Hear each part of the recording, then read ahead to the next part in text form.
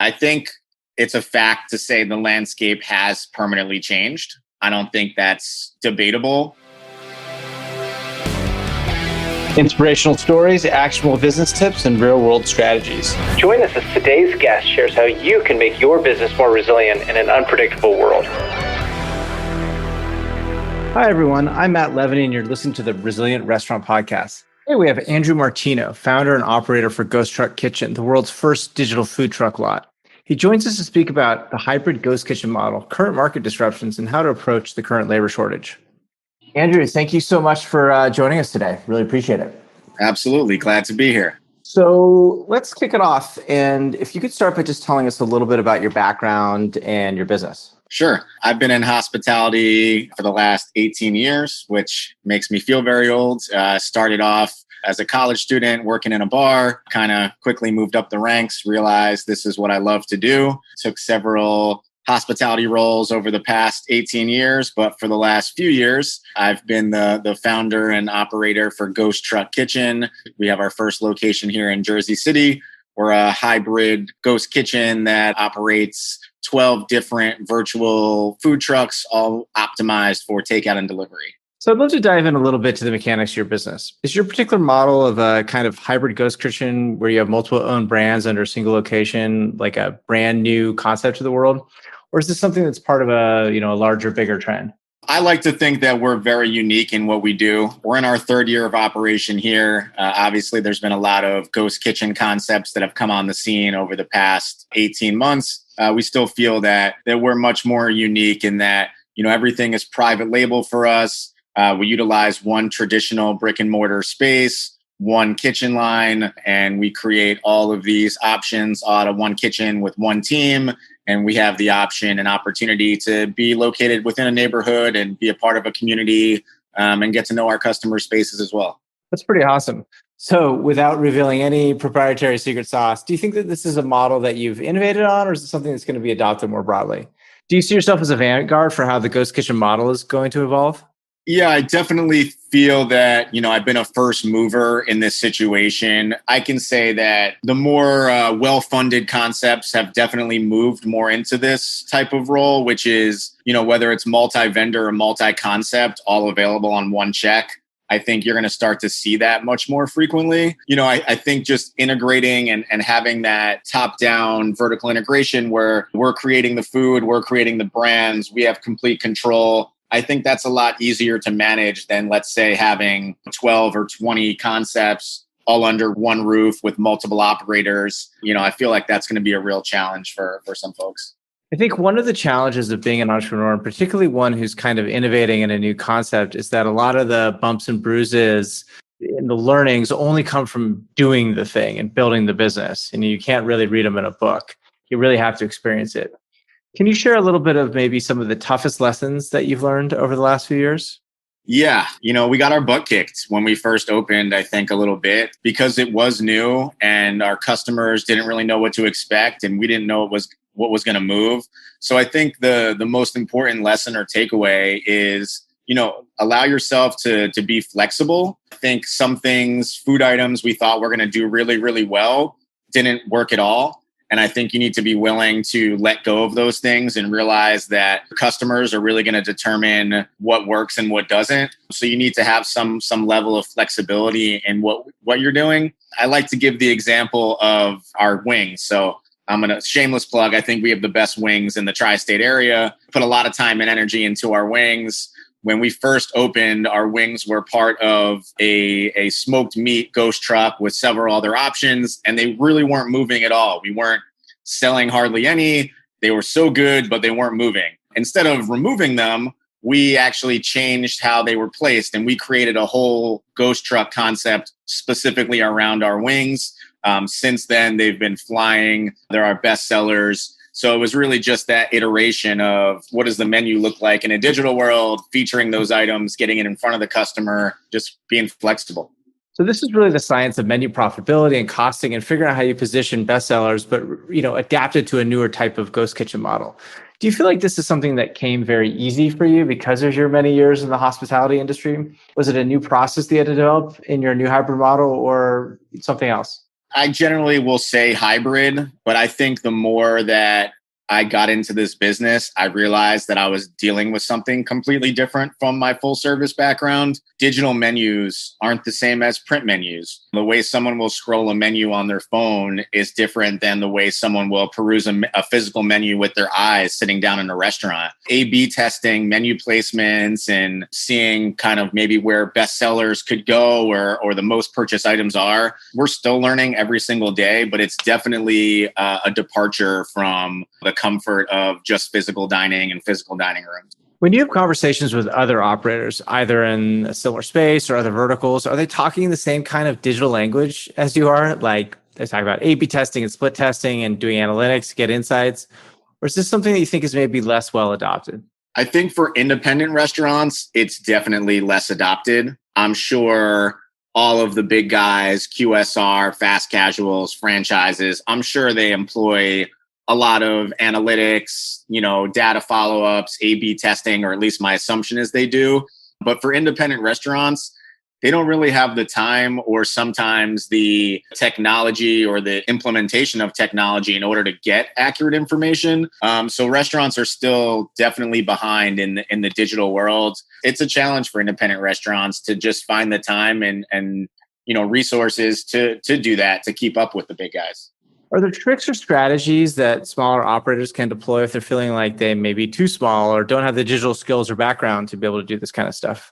Yeah, I think for me, as most things do, I like to say that I go to Google University. So it really is like, hey, what do I need? Googling it, maybe finding companies, demoing different products that are out there that maybe could help whatever your goals are, right? Maybe you want to know where my customers are, how many repeat customers. So I want to search for like a CRM type profile. Maybe it's I want to see who's ordering what at what time, and I can use my POS and comb through that.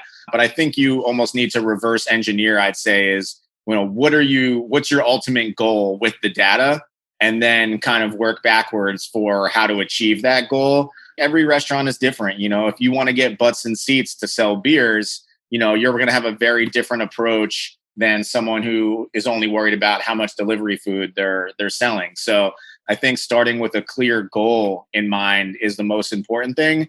And then figuring out, what companies are out there or what it would take for you to get the information necessary to whether it's make a decision or just achieve that goal in the end. So we've obviously had the most disruptive year and a half in the hospitality industry in a generation. And this, of course, has accelerated a variety of changes within the industry. Do you think that the delivery, takeout, ghost kitchen model in this landscape is permanently changing? And if so, in what kind of ways? Yeah, I think it's a fact to say the landscape has permanently changed. I don't think that's debatable. I think there's still going to be a big segment of people who are, of course, going to dine out and have experiential dining and want to enjoy themselves and be amongst friends.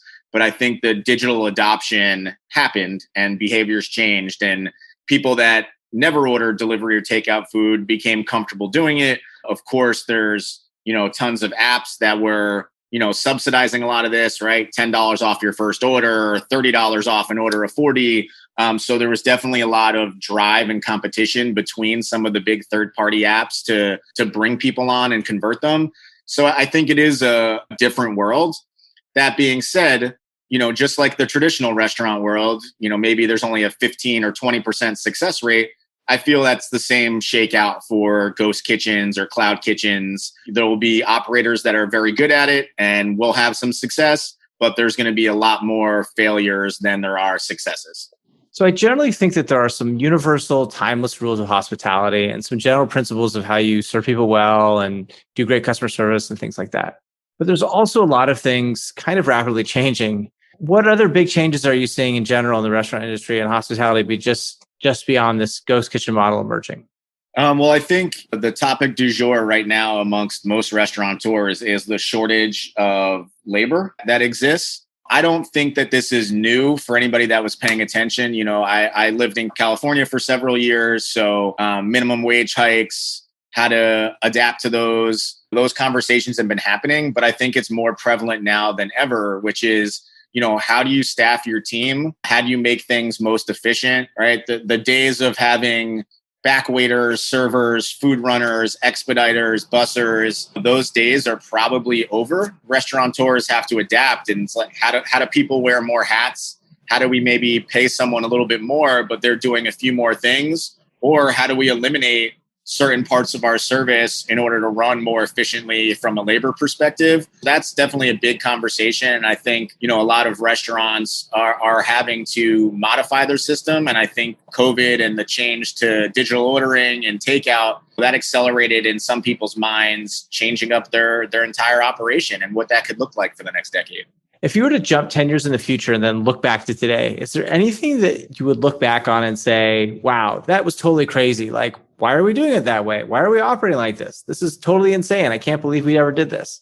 That's a great question. I can't say that there's anything I would look back right now and think, okay, that was insane. I would lean towards some labor. I think possibly cashiers, someone that's strictly standing at the front to ring up orders or hand someone food. I think we might look at that and say like, wow, that was a really easy thing to eliminate because now all these orders inject directly here, they go here. No one needs to answer the phone because everything's coming in digitally right to our POS system. My dystopian point of view is that I think we're going to look back at this era in restaurant and wish that we had more state support, local government support to help independent restaurants. I am very worried about a future that is controlled by the big aggregators, cloud kitchen performers that are kind of well-funded global machines. So one of the fundamental aspects of the internet and technology is that it ultimately reduces transaction costs and in many cases gives rise to these power law type of dynamics where you have a winner take all or winner take most type of situation.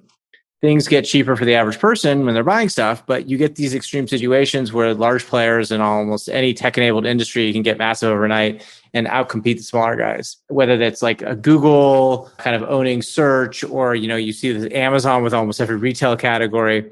So I had this thesis that a similar dynamic will occur in the restaurant industry accelerated by COVID, where these smaller local restaurants just end up being replaced by chains and conglomerates.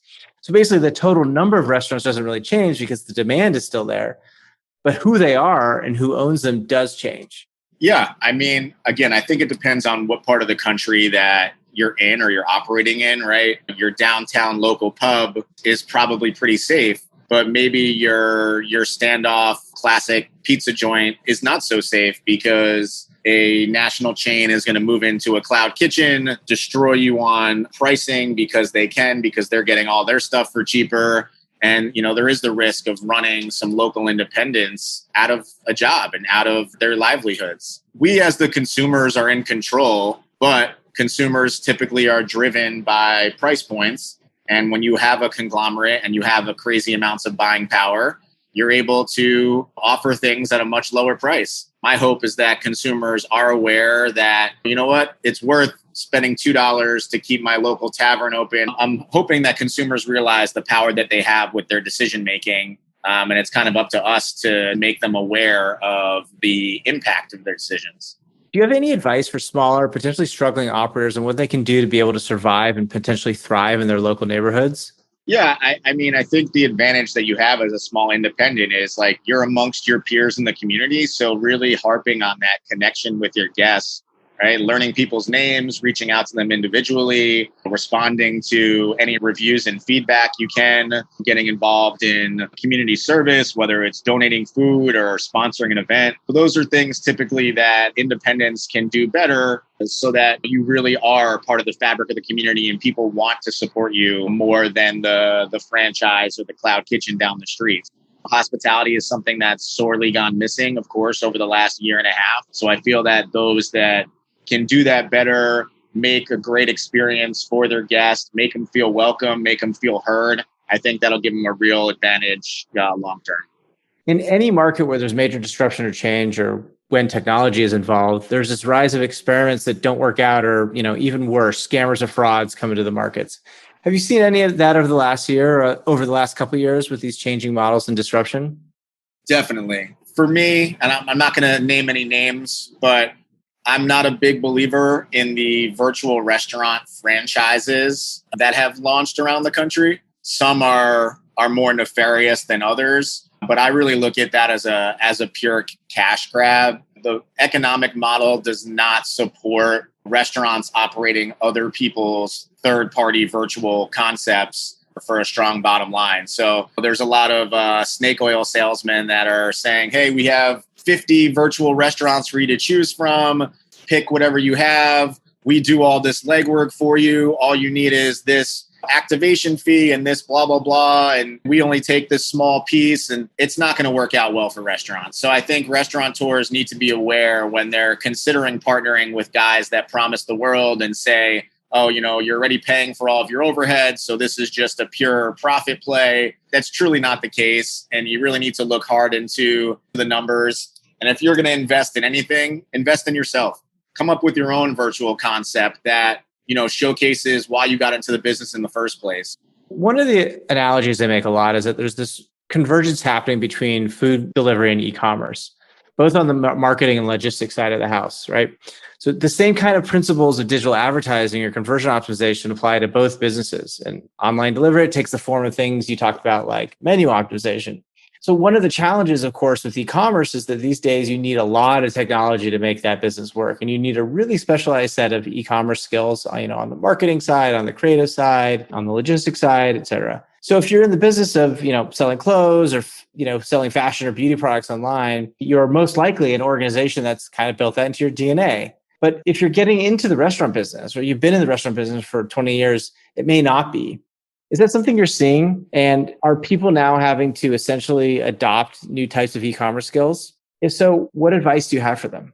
I think you just really nailed it. Even when I was getting ready to launch this business 3 years ago, knowing that 90% of my orders were going to be online, I still considered myself in the restaurant business and didn't think of it any differently. Sometime during the first year, it dawned on me, and then I felt stupid that it didn't dawn on me earlier, that I'm no longer in the restaurant business. I am in the e-commerce business. And it's very, very different for a restaurant to be in this e-commerce world because we're decades behind. We're literally probably 20 years behind online sellers. It's challenging to wrap your mind around it. And also the big difference is, when you're an e-commerce retailer, you can ship your product nationwide. Your product's not going to go bad. It's not going to get soggy. When you're a restaurant, you don't have that ability, right? You can only deliver to so many households. You can only keep the food good for that long. It really is a challenge. It's still been a challenge for us, getting all of our data in one spot to make it actionable, creating those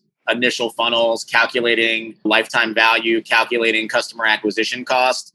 I've been working on it for a year now, and we're probably still a year away from getting what we need to get in the way we need to get it. So every restaurant out there needs to start embracing and bringing technology on board and figuring out what works best for them and their style of restaurant. But you're in e-commerce now. Where would you suggest people start in terms of either technology investments or skills or generalized capabilities? I would probably start as whatever my source of truth is. For me, that's my point of sale system. I think it's important to know what data you're getting now. So I would really start with guest data. I think that's the best place to start, and making sure that your guest data is clean and you're getting the information you need, whether that's an email, a phone number, first and last name, preferences, whatever the case may be. And then some ability to track those guests and their life cycle is probably where I would start out. If you're in a high-end fine dining, you're probably really focused on your VIPs. If you're fast casual, you probably want the broadest customer base possible so that you can drive as many different customers in there as possible. One thing I've noticed even over the last year and a half, is this really very inconsistent approach to gathering that guest data, sometimes what we call, in the marketing world, first-party data. Do you think that some of this inconsistency is really just because the industry is, 20 years behind and people are still figuring out their technology stacks and what to do with it? Or do you think it might be a cultural shift or some sort of, cultural resistance, where people say, it's a little bit icky to ask people constantly about, they ask their phone number, their email, and hassle them when they're just trying to order food and have a meal. What's your take?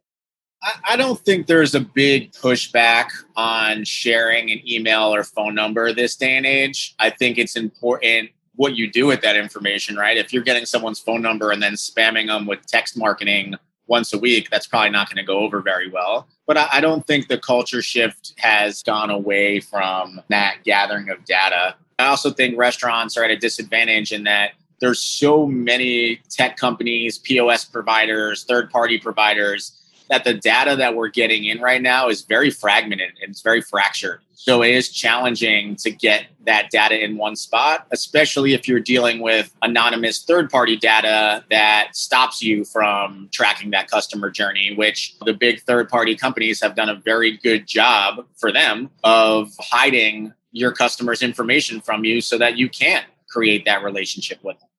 So how do you make sense of this data and the systems that maybe don't talk to each other perfectly? I mean, I think there's more and more technology that is working together, especially with the POS information to help these things, to automate these things. I don't think it's where it needs to be yet to make it a simple plug and play for restaurateurs. But, for us, for example, it's really important to us to try to re-engage customers that we've lapsed or lost that were regulars. We've created a system where we're kind of able to track people that haven't ordered in 60 days. For other guests, they might want to target high spenders. They might want to target making sure people return for a second visit or a third visit. So I think there are different goals that you can do, and there is technology to create that. But I think there is a lot of headaches right now in figuring out what is the right piece of technology for your business. And sometimes you don't know until you're 6 months in and you're like, oh, this actually isn't going to work for me. Now I need to find a different solution. So still a lot of testing for me, even a lot of demos, a lot of learning. There's a lot of new tech out there and you want to make the right decision. If you had to give one piece of advice to somebody that's looking to get more tech savvy and really make a high impact on their business, what would that advice be? Yeah, I think it would be to make your digital ordering experience as frictionless as possible for your guest. And do that natively, meaning don't engage a third party and expect them to have your best interests at heart and say, oh, no, click on this and you can get our digital menu on Grubhub or on Yelp. Having a native digital ordering system that is easy for the guest and the guest can repeatedly use is the most important thing. I'd love to see restaurants stop putting Grubhub, DoorDash icons in their Instagram profiles and stickers on their door. You're giving your customers away, and it's not going to benefit you in the long term because you're not only giving your customers away, you're giving your data away, which these third-party companies are then going to be using against you in the near future. Yeah, that's super interesting. Andrew, thank you so much. This has been super insightful. I think you've got some fantastic lessons, learned by trial by fire to share with the world. So I really appreciate you taking the time today. Absolutely, Matt. It was a pleasure speaking with you. Glad to do it. Thanks for listening to The Resilient Restaurant. Sign up for our podcast newsletter at marketman.com/podcast to receive bonus content and exclusive podcast announcements. You can also find articles on marketman.com/blog for more content related to the restaurant industry and restaurant management. This podcast was produced and edited by Marketman. Music by Joseph McDade.